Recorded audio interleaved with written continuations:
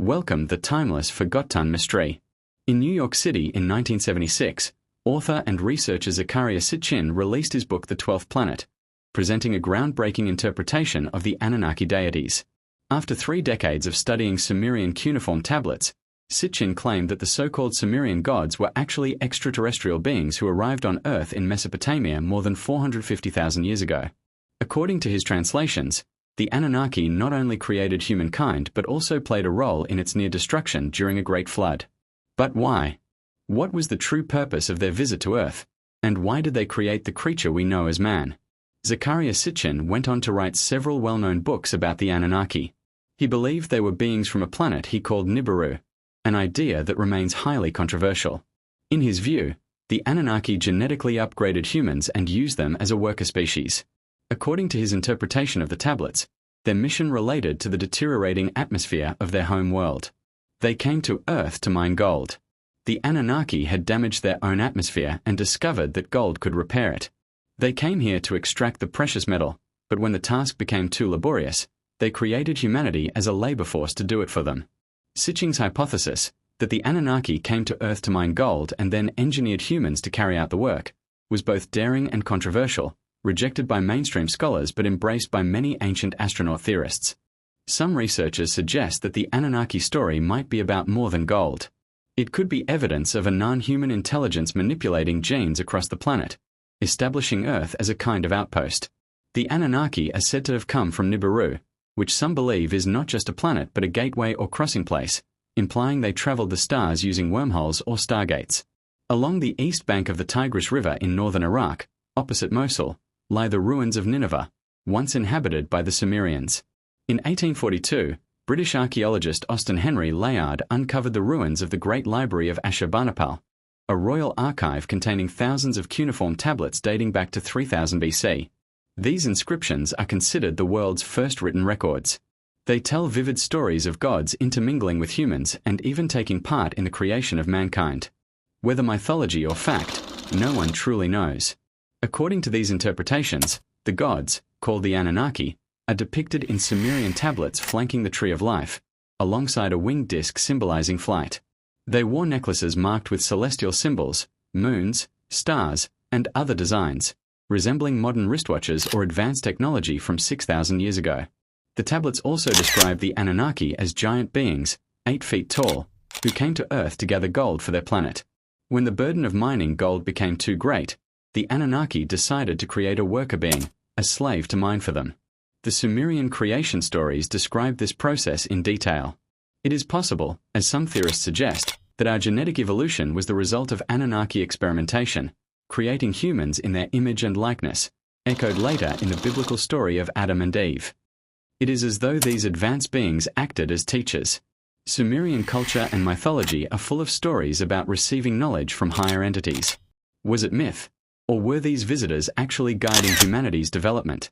Similar accounts of sky beings creating human life are found in early cultures all over the world. While mainstream scholars dismiss them, could these stories be evidence of alien intervention in human evolution? The Sumerians are not the only culture that says so. The Quran states that language was given to humanity by God. The Maya Popolvuh says the same. Ancient Egyptian texts echo this claim. Across civilizations, the story repeats. Language was a gift from the gods. Perhaps it is time to seriously consider the idea that extraterrestrials influenced our development. Before writing, ancient people carved symbols into stone, petroglyphs dating back 10,000 to 12,000 years. In the American Southwest, such carvings link the ancestors of the Zuni and Hopi tribes with star beings. The Hopi described these beings as kachinas, visitors from the sky who brought knowledge from another world. Similar carvings appear in Europe, Asia, and Brazil. Across the globe, cultures share strikingly similar legends of star visitors arriving and transforming humanity in broadly similar timeframes. In southwestern France, the Lascaux Caves, discovered in 1940, contain Paleolithic paintings over 17,000 years old. Among the Ice Age animals depicted is a strange creature with the body of a man and the head of a bird. Known as a therianthrope, this figure resembles gods like the Egyptian Thoth or the Sumerian sky deities. Are these coincidences? Or were shamans depicting beings they encountered in altered states of consciousness, the same beings later worshipped as gods?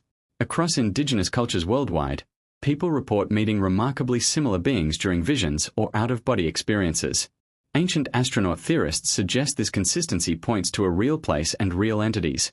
Teachers who visited all ancient cultures and provided the foundations for human civilization. Around 40,000 years ago, a dramatic shift occurred in human behavior, exactly when our ancestors began creating cave art. This coincidence may indicate an outside influence on our development. In 1849, another trove of cuneiform texts was uncovered at Nineveh, recording the creation of Earth, mankind, and the lives of the gods.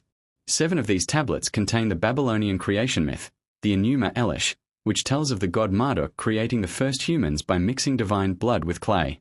Many believe this story later became the biblical tale of Adam, though key details were omitted.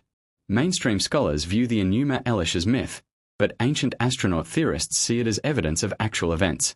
The very name Anunnaki means from heaven to earth they came, and the knowledge in these tablets describes flesh and blood beings who arrived in giant ships mistaken for divine apparitions.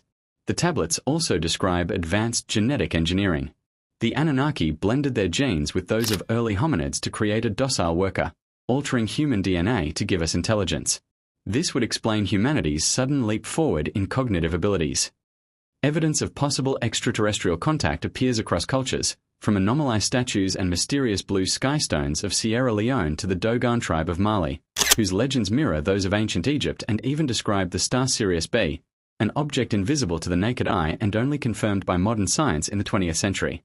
How did the Dogon acquire knowledge of a white dwarf 8 light-years away unless it was given to them?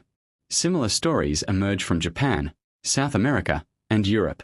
Petroglyphs, legends, and myths all point to a shared memory of beings from the stars, whether harvesting metals, genetic material, or simply teaching humanity. In places like Valcamonica, Italy, petroglyphs depict helmeted spacemen and mysterious symbols resembling spacecraft. Local myths speak of figures descending from the sky, much like the Greek legend of Phaethon, who arrived in a fiery chariot and taught metallurgy to the locals. The Dogon people still hold festivals honoring Nomo, the sky visitor who came in an arc of fire. Their masks and carvings pass these stories from generation to generation, preserving knowledge of their cosmic origins. They even name Sirius B, Potolo, and correctly describe its orbit, something impossible without advanced astronomy.